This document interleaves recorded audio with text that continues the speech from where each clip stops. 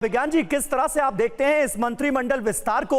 Opposition की तरफ से, खास करके समाजवादी पार्टी की तरफ से जो तंज कसा गया उस पर मैं बाद में आऊंगा, लेकिन 2027 की तैयारियों के मद्देनजर यह मंत्रिमंडल विस्तार कितना महत्वपूर्ण नजर आता है? नहीं, बिल्कुल 2027 की तैयारी। देखिए, मैं आपको अपनी थ्योरी बड़ी स्पष्टता बताता हूं, क्योंकि यूपी में मंत्रिमंडल में फेरबदल होने की बात बहुत पहले से हो रही थी।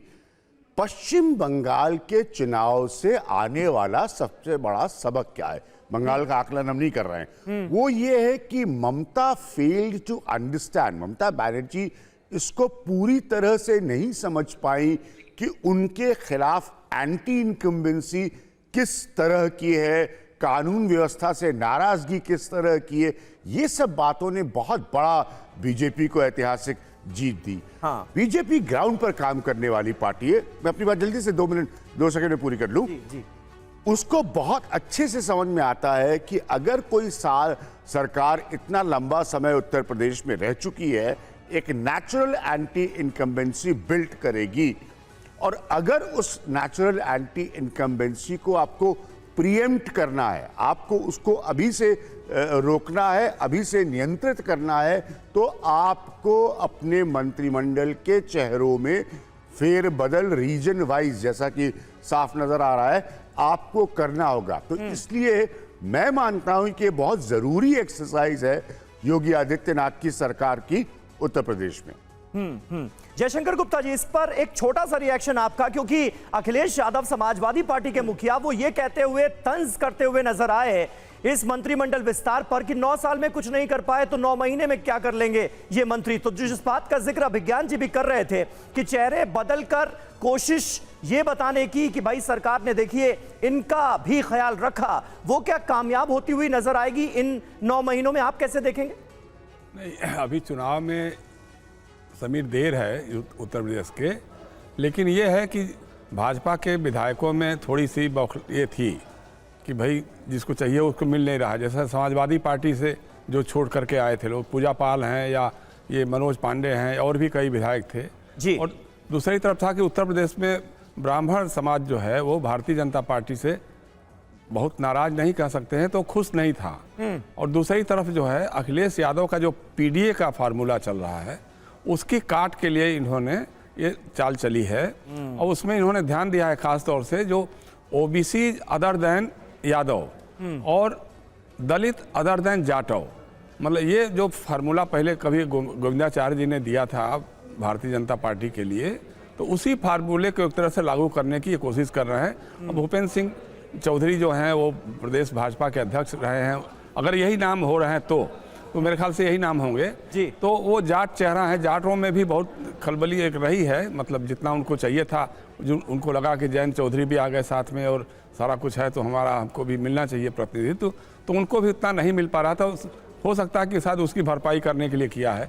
और एंटी इनकम्बेंसी देखिए, ये 2-4 चेहरों से नहीं दूर होने वाली है। जो एंटी इनकम्बेंसी है तो रहेगी वो। और जिस तरह से देखिए, जिस तरह से बुलडोजरी न्याय चल रहा है उत्तर प्रदेश में, अब तो उसके शिकार अपने लोग होने लगे हैं। मेरठ में तो जो भारतीय जनता पार्टी के खांटी समर्थक थे, उनकी दुकानों पे, उनके मकानों पे बुलडोजर चला, वो लोग रक्त के आंसू रो रहे हैं। तो इस तरह की चीज़ें तो हैं। अब उससे किसी पंडित जी को, किसी बनिया जी को, या किसी लोधा राजपूत को बना दीजिएगा, या किसी पासवान को बना दीजिएगा, तो मेरे ख्याल से देखिए इतनी आलोचनाओं के बाद भी अगर ये कहा जाए कि योगी सरकार बैकफुट पर है, तो ऐसा तो है नहीं, बल्कि अलग अलग राज्यों में अब योगी मॉडल फॉलो होता हुआ नजर आ रहा है और इससे बढ़ा चढ़ाकर पेश किया जा रहा है। जहां तक बुलडोजर मॉडल का आपने जिक्र किया, मैं अपने सहयोगी अभिजीत के पास भी अपने दर्शकों को ले जाना चाहता हूं, लेकिन उससे पहले अपने दर्शकों को बता दें, क्योंकि जाति और क्षेत्र का जिक्र हुआ, तो जाति और क्षेत्रीय समीकरण क्या कहते हैं उसके बारे में भी अपने दर्शकों को बता देते हैं। भूपेंद्र चौधरी पश्चिमी यूपी से आते हैं, जाट हैं।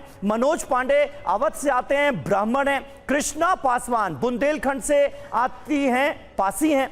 हंसराज विश्वकर्मा पूर्वांचल विश्वकर्मा। कैलाश राजपूत सेंट्रल यूपी से आते हैं, लोधी हैं।